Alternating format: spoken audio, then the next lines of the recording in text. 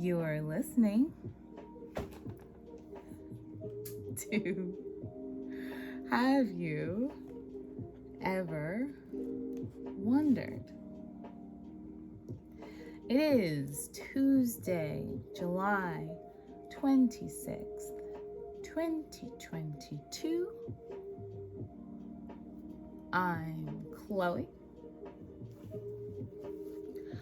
and the title of today's episode is What is Beauty?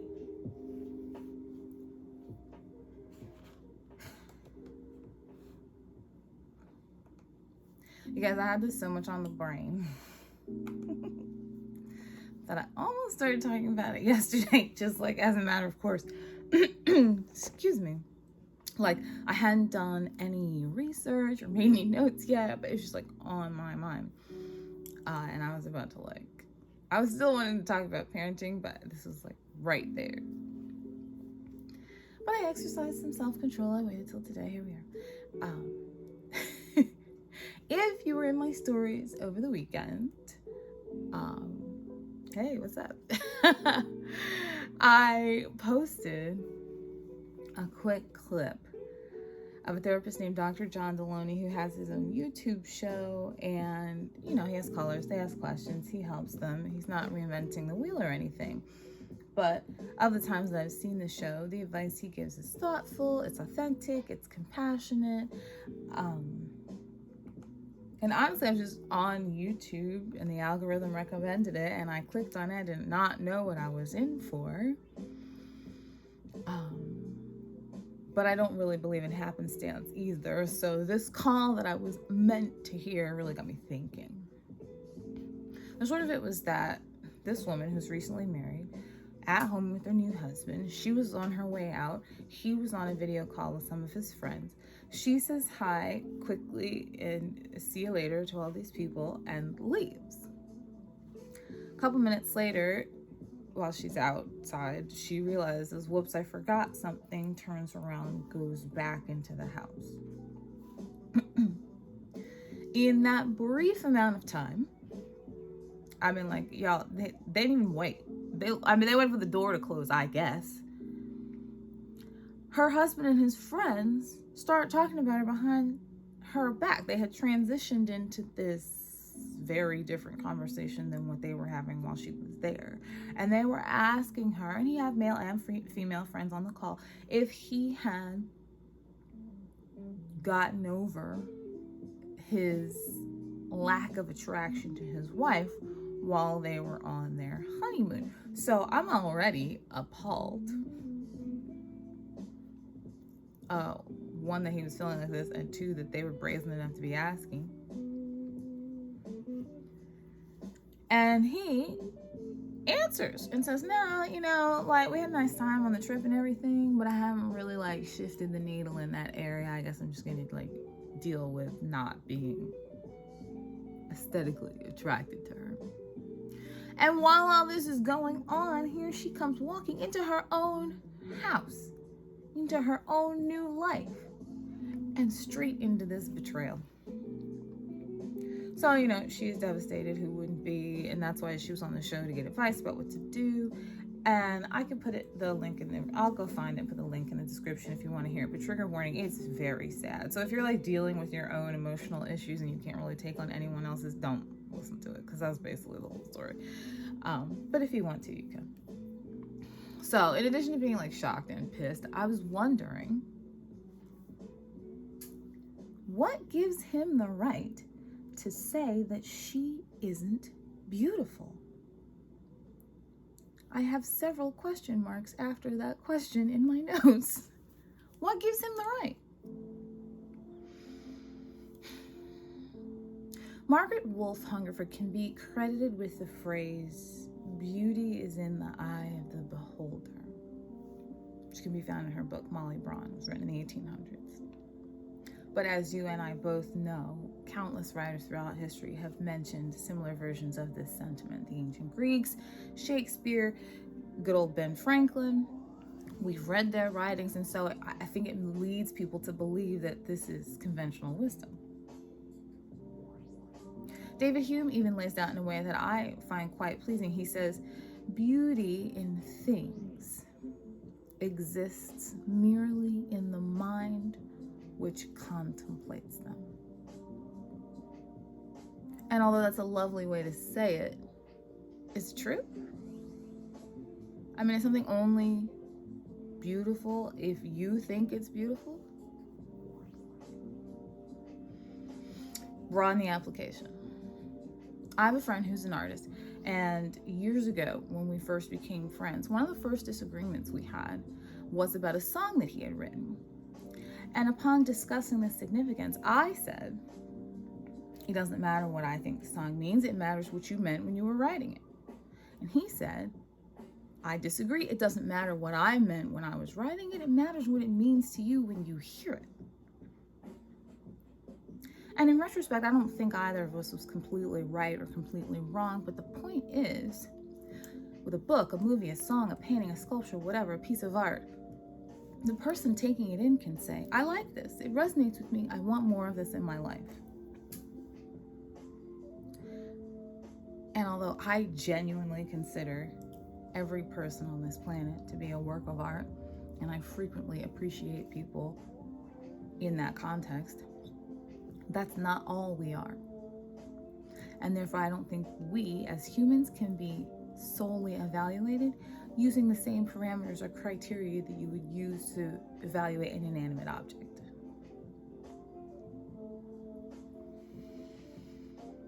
Here's a personal exercise for you. If you want to try it today or later this week, whatever. Try to look at people who pass by you. On the street, in the store, in your own house, whatever. First, note the visceral or superficial reaction that you have to the person. I think you're hot, I think you're cute, hey, you're tall. I don't know why you made that aesthetic or fashion choice. I respect you, no judgment, whatever. Like, what is like your first reaction to the person? Then, like with a Magic Guide poster, please tell me that you know what that is. Where you have to shift your vision and reorient your thinking. Look at the person again. Now, don't be creepy. I don't mean like sit in a sidewalk cafe and like ogle people who walk by, but like covertly alter the way that you're looking at the person until you can find something beautiful about them. It's there. You can do it every time. You can do it every time. I have done this more than once. And every single time. You might need to, you're at the eye doctor and they keep turning that dial until you can see clearly. You might need to turn your mental dial a couple times. You can always find it. And so unlike various forms of art, which are subjective, created by humans, and therefore can be disliked by other humans, every single human on the planet holds beauty within their natural self.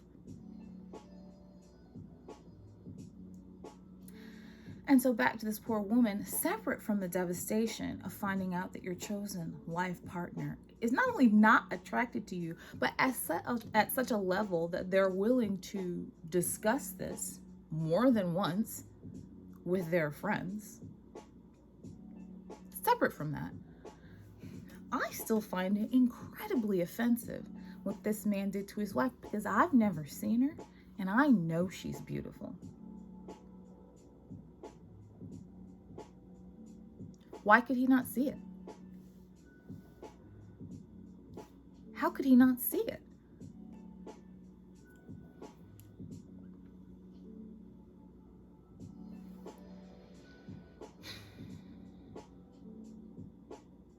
Also, as an addendum, I know some of you have social anxiety, so if the thought of staring at real people in person gives you like uncomfortable feelings, just pull out the phone that you're using to listen to and or watch this and go on Instagram, do the same thing. Just scroll and look at the people.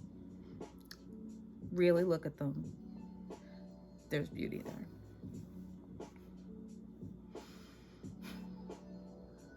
In 2020, The global beauty industry saw $483 billion change hands between consumers and those who sell to them. That number is expected to almost double by 2025, $716 billion of people trying to look different, better, more beautiful. In the US alone, it is not uncommon for many people, most of them who would identify as women or as female.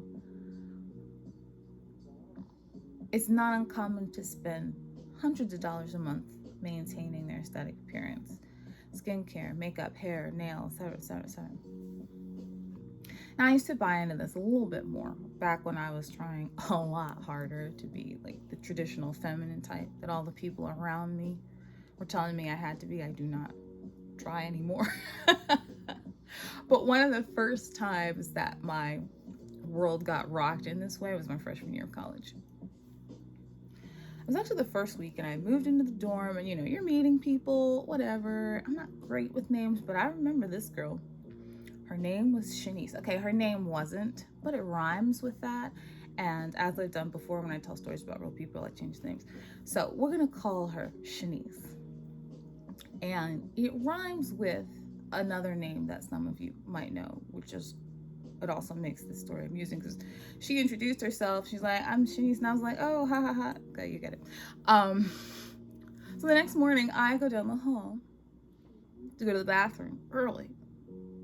And there's one girl in the bathroom. She's getting ready. I'm just there to go to the bathroom. But she's already getting ready for the day. It's probably like 5:30 in the morning. And she looks up and she greets me warmly. Hey, good morning. What's up? And I'm like, excuse me? One, we've discussed, I'm incoherent in the morning, right? And so I'm like, who is this girl? And two, like, I'm not just like jumping around talking to people that I don't know. So I'm staring at her in the mirror, and she says again, hey, what's up? Like, how's it going? And I look more closely, and then I recognize her. It's Shanice. Oh, wait, I do remember you. We just met yesterday. And then I looked again, because guys, let me tell you what. When I say to you the amount of ministrations that she was performing on herself daily, maybe we need a stronger word like acrobatics, that she was performing on herself every day just to feel like she could face the world, made her literally unrecognizable from one afternoon to the next morning when all of those things were gone. It took so much time and energy and effort that she was up at 5:30 in the morning, start getting this stuff done. She was like cracking into it. And did she have an 8 o'clock class? Did she have a 9 o'clock class? Did she have a 10 o'clock class? When did she need to be somewhere? How long was it going to take? She felt like she needed all that time. And I'm not surprised because, like I said, I'm not making this story up. I met her the previous afternoon. I saw her the next morning with none of the stuff done, and I didn't know who she was. I think about that day a lot.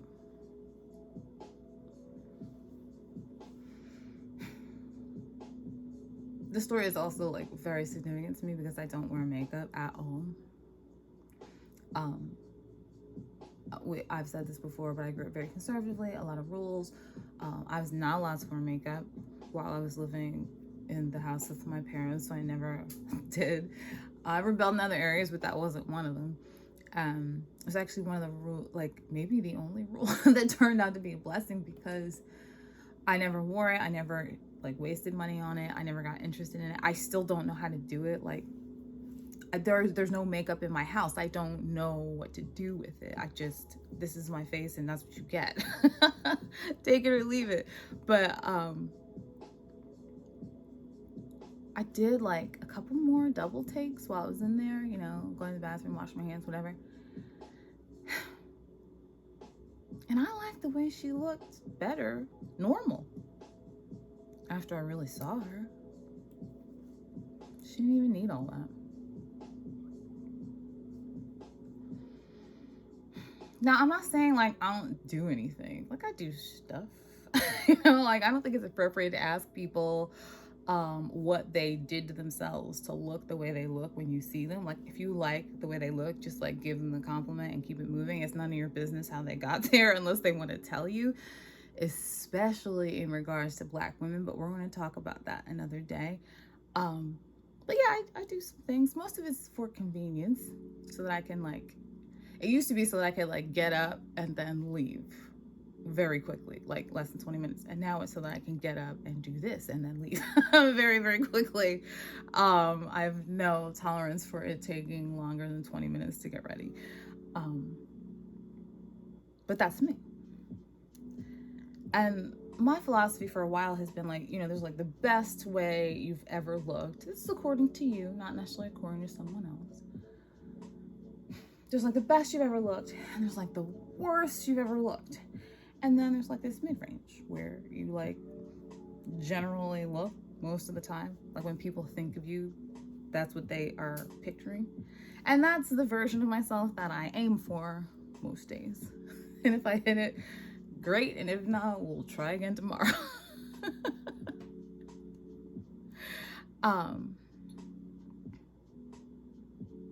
There's levels, right?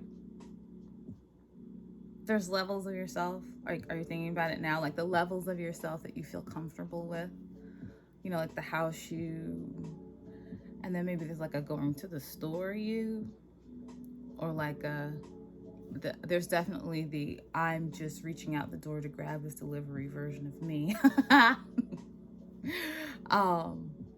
And then of course there's like a heightened version for people who have public facing jobs. That person that you present to the world and what people expect that person to look like versus people who know you. You know what I'm saying? But my question is, do you feel beautiful as all of those versions of you? Or does I'm going to be in the house all day you need 45 minutes to turn into I'm going to the store you?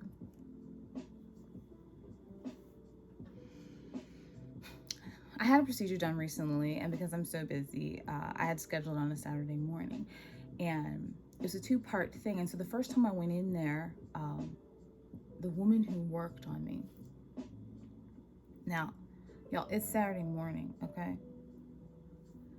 If I could be less coherent on any given day of the week, it's Saturday morning. All the exhaustion that's been hovering over me all week that I managed to keep at bay, it all lands on me on Saturday morning, and I am beyond inept. So I had like rolled out of bed. It was kind of chilly that day. Put on pants and a shirt and shoes because I was going outside, a jacket because I was reading, and I left.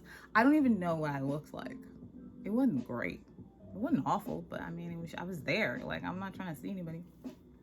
I walked into the office, and this woman was so disarmingly beautiful. I was taken aback. Like, it stopped me at the door. And so I'm standing there just objectively appreciating her, like just the aesthetic presence of her. And I was also a little sad because it was very obvious upon closer inspection that she had put a lot of time and effort into this version of herself that she felt she needed to present to me, a stranger, because I was the only person there at the time. Full face makeup, hair immaculate, clothes adorable. And like I said, it was a little cold, but she had on these really cute little shoes for work on a Saturday. I was fascinated. But I could also tell that she had like a genuine, true, natural beauty underneath all the things that she had done. And I was saddened that I didn't get to see it. And I was saddened that she didn't get to sleep longer, to be honest. And it's not just makeup. It's everything. It's everything we do to try to present a, quote, better version of ourselves to the world. And I'm not sure who gets to make that determination. I think for a lot of people, someone other than you is making that determination for you. See, it's okay with me if it's a form of self or artistic expression. But when it starts becoming prohibitive, when it starts getting in the way of the fact that there's a real, live, naturally beautiful human being underneath all of the additions, that's when I start to take issue.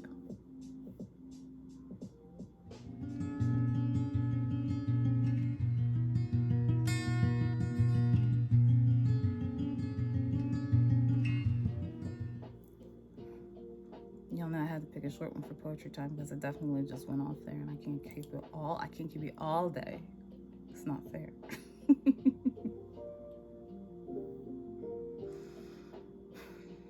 Rupi Kaur, which, find one of their books, purchase it, borrow it, beg for it, steal it, I'm joking. Read.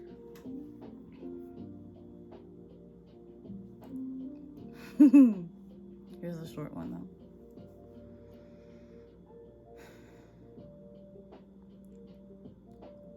We are all born so beautiful.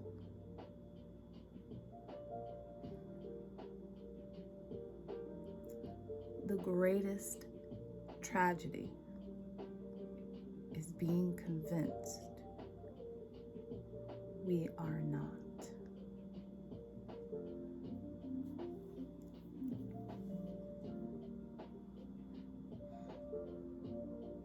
So true.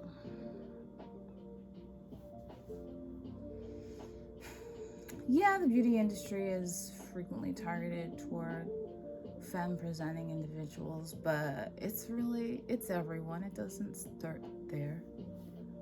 And the thing is, everyone has a beautiful version of themselves in mind. Not everyone considers it to be attainable, but everyone has it. Some people know how to get there. They take the steps and they walk out and they are that person. Other people, they don't know how to get there. They have it in their mind, but they can't make it real. And that makes them feel like and act like it doesn't exist. Okay, we've been here for a hot minute, and you will notice I did not mention Eurocentrism. I did not mention colorism. I barely mentioned color biases. I didn't get into the pink text. We know about all these things. I'm not trying to outrage you with stuff we already know. That's not really good for you. But that woman's voice on Saturday broke my heart. And if we could all just look for the true beauty in the people around us,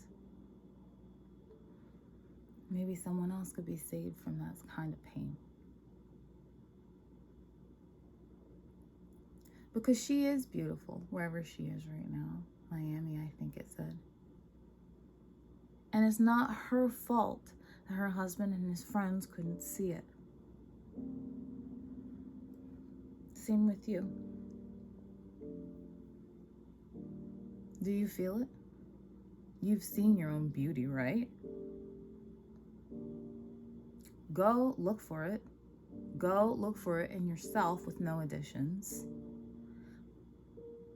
I'm not saying like rip off the acrylics, but no hair, no nails, no makeup, no pomade.